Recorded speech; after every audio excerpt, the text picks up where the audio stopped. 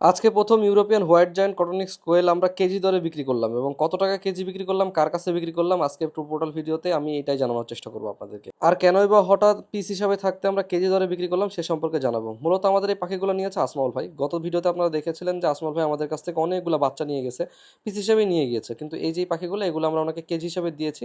তার দুইটা কারণ। প্রথম কথা হচ্ছে যে আমাদের যে পাখিগুলো এগুলো দেখতে পাচ্ছেন, এগুলো অলরেডি আমাদের মানে প্যারেন্টস স্টক, এবং এই স্টকটা অলরেডি 6 থেকে 7 মাস আমরা ডিম নিচ্ছি।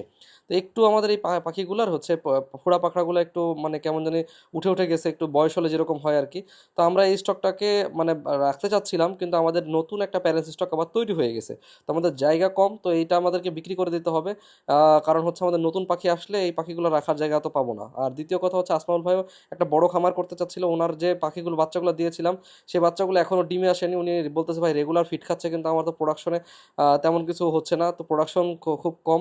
তো আমি বললাম ভাই তাহলে এক কাজ করেন, আমার এই পাখিগুলো আপনি নিয়ে নেন। এগুলো আমরা বাজারে বিক্রি করলে তো কেজি দরে বিক্রি করতাম, তো আপনার কাছে কেজি দরে বিক্রি করবো। আপনি কেজি দরে নিয়ে গিয়ে, এগুলো তো এখনও দেখা যাচ্ছে বছর খানিকের উপরে ডিম দিবে, তো আপনি এগুলো ডিম দেন, আমরা ওই জায়গাটা ফাঁকা হলে আমাদের নতুন পাখিগুলো আমরা এখানে ঢুকাই দিতে পারবো।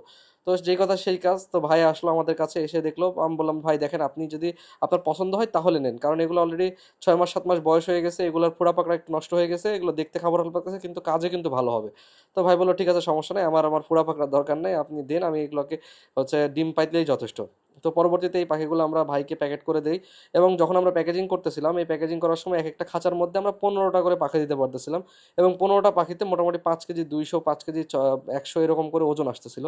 তো আপনারা তাহলে আন্দাজ করতে পারতেছেন মোটামুটি 4টা 5টা পাখিতেই 1 কেজি হয়ে যাচ্ছে। এবং এখানে আমাদের যে খাঁচাগুলো দেখতে পাচ্ছেন, এই ক্যারেট কিন্তু বাদেই আমাদের হিসাব করা। আর আমাদের এই আজকে এই পাখিগুলো আমরা কেজি দর হিসাব করতে গিয়েছি, 400 টাকা কেজি হিসাব করেছি। বাজারে, লোকাল বাজারে এটা 300 থেকে 400 টাকা কেজি অনায়াসে বিক্রি করা যায়, সেই হিসাবে আমরা 400 টাকা কেজি হিসাবে করেছি। যেহেতু প্যারেন্টস স্টক একেবারে কম দামে তো দেওয়া যায় না, তারপরেও আমরা ভাইকে চেষ্টা করেছি যতটা কমের মধ্যে দেওয়া যায়। কারণ ভাই হচ্ছে একটা বড় রকমের খামার করতে যাচ্ছে, এবং সেই খামারটায় উনি ইউরোপিয়ান হোয়াইট জায়ান্ট কটনিক্সের বাচ্চা উৎপাদন করে নিজেই উৎপাদন করবে, এবং নিজেই মাংস তৈরি করে নিজেই মার্কেটে বিক্রি করবে। অলরেডি উনি সেই পর্যায়ে শুরু করে দিয়েছেন। তো ওনার আরও বেশি প্রোডাকশন প্রয়োজন। তো আমাদের কাছে যেহেতু ছিল পাখি, তাই আমরা চেষ্টা করলাম ওনার কাছে সহযোগিতা করার জন্য। আমাদের উদ্যোগটা কেমন লেগেছে অবশ্যই কমেন্ট করে জানাবেন। এবং এই যে আমরা 400 টাকা কেজি নিলাম, এটা বেশি হয়ে গেছে না কম হয়ে গেছে অবশ্যই কমেন্ট করে জানাতে কিন্তু ভুলবেন না। তবে আমাদের টার্গেট বাজারে 300 থেকে 400 টাকার মধ্যে এই কেজি হিসাবে এটা যদি বিক্রি হয় তাহলে বিক্রি হবে। আর যদি পিস হিসাবে বিক্রি হয় তাহলে 100 থেকে 150 টাকা হিসাবে পিস হিসাবে বিক্রি হবে। তবে এক এক এলাকায় এক এক জায়গায় চাহিদার উপর ডিপেন্ড করে এই দামটা কম বেশি হতে পারে। তবে আমার মনে হয় এইটা একটা 400 থেকে 450 গ্রাম পাখির ওজন অনুযায়ী এটা এই দামটা ঠিক আছে। তবে আপনার এলাকায় এবং আপনার মনে হয় কি মনে হয় যে আপনি আসলে কত টাকা হলে এইটার দাম ঠিক আছে এবং কত টাকা কেজি হিসাবে ঠিক আছে? দেখেন, একটা পোল্ট্রি মুরগি বা যে কোনো ব্রয়লার মুরগি যে কোনো এদেরই তো কেজি 200 থেকে 300 টাকা।